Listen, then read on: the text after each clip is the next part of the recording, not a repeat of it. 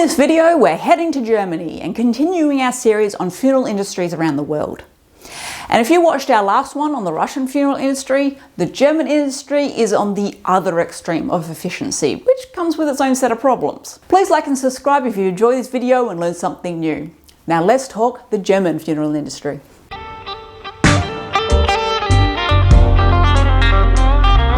First up, a few facts and statistics on Germany so we're all on the same page. Germany is the 7th largest country in Europe, coming in at just over 373,000 square kilometres. It has a population of around 83 million, with a pretty even split between men and women. The Federal Republic of Germany is made up of 16 constituent states, which will become very important later on. 58.3% of the population identifies as Christian, while 35.4% identify as non-religious, and the remaining 6.3% identify with another religion. And the average life expectancy is 78.5 for blokes and 83 for women. Now, we would love to give you an exciting rundown on the country's funeral industry history, but there just isn't that much to say. Like many predominantly Christian countries, family and religious leaders were burying the dead in church graveyards themselves until World War I rolled around, shit hit the fan, and the funeral industry formally began. And it is said to be the most heavily regulated funeral industry in the world.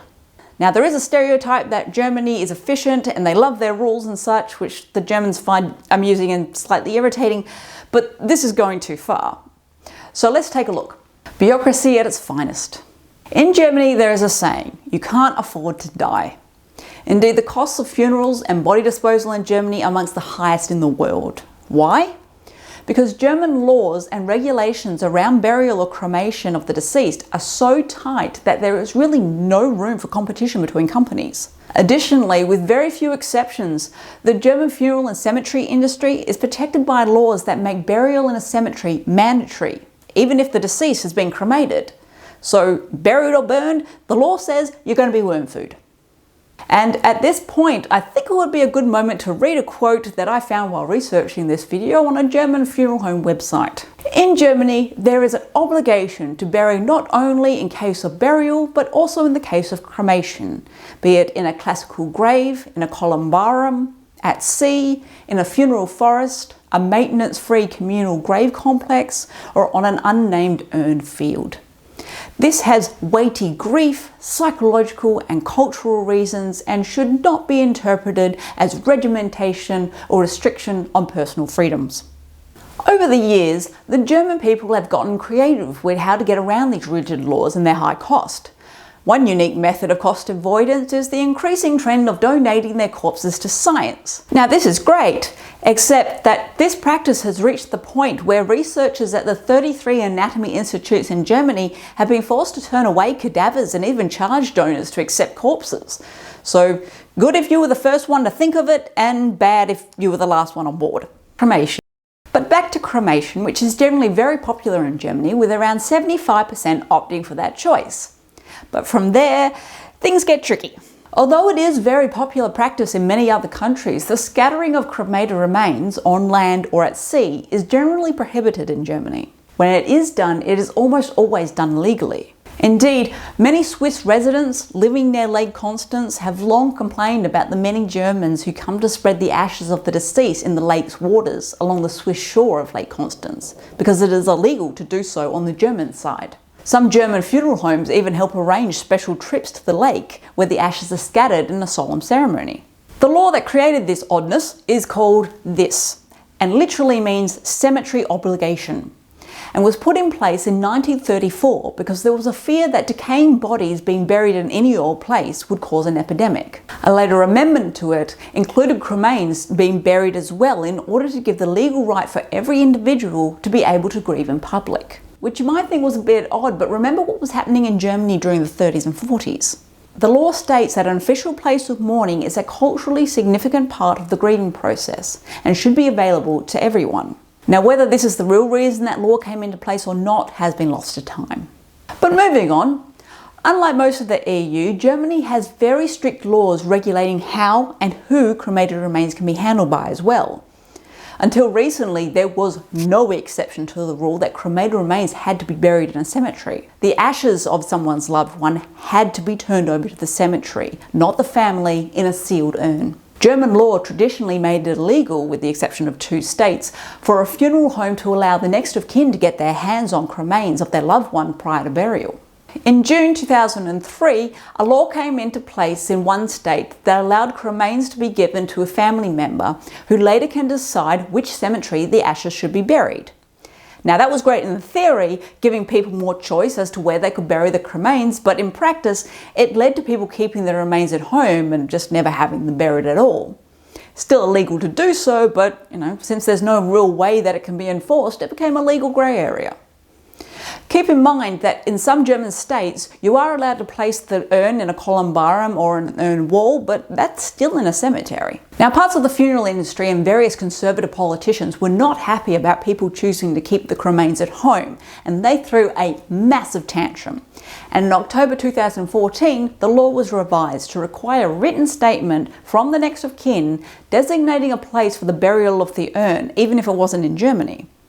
The new law now requires burial of the cremains within 6 weeks, but doesn't really have any way to enforce the rule, particularly for the urn burials taking place outside of Germany. But that's where that state currently stands. Over in the state of Bremen, a new law went into effect in January 1st, 2015, allowing for the first time in Germany the burial of cremains outside of a cemetery.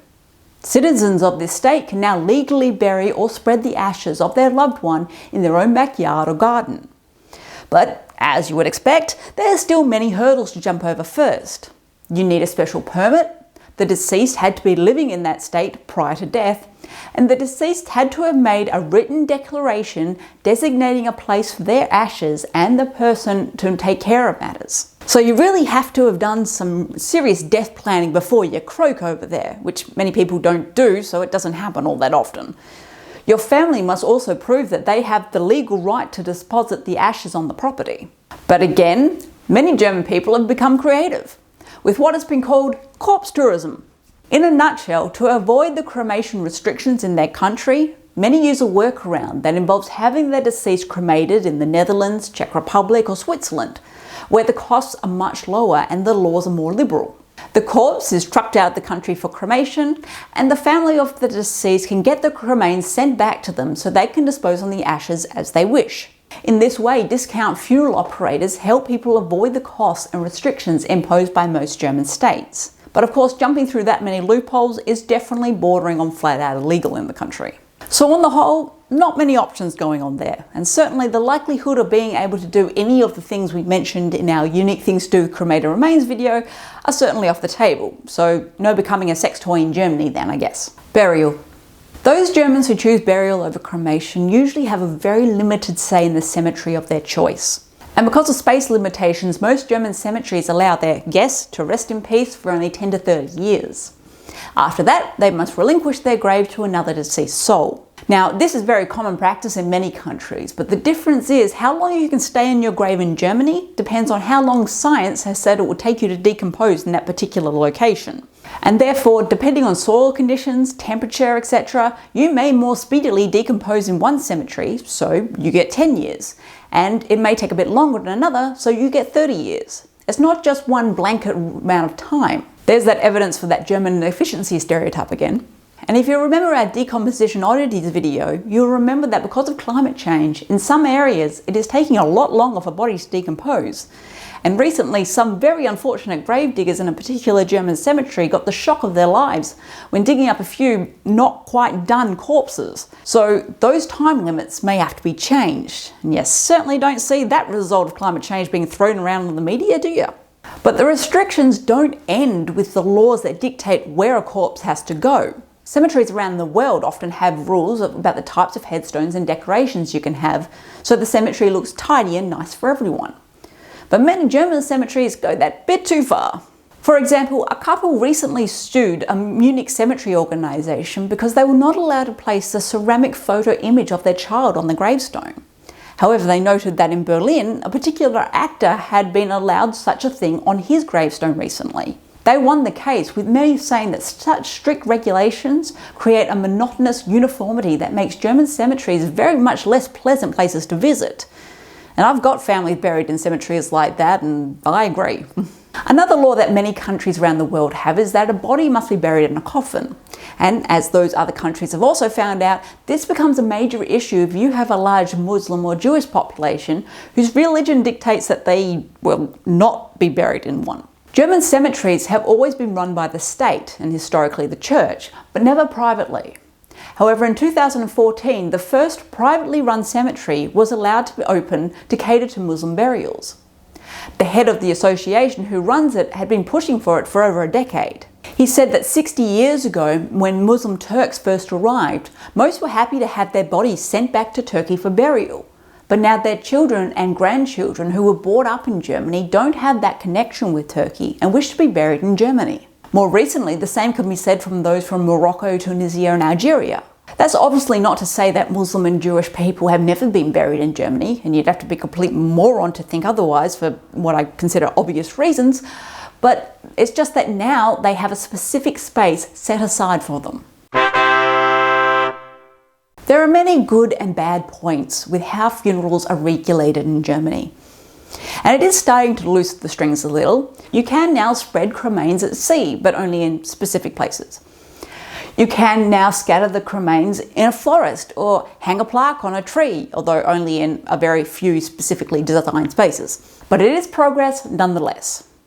Many families and local governments are asking the federal German government to lead their strict regulations to things like transport and architecture, and finally allow families to mourn and celebrate the life of their loved ones in the way they see fit.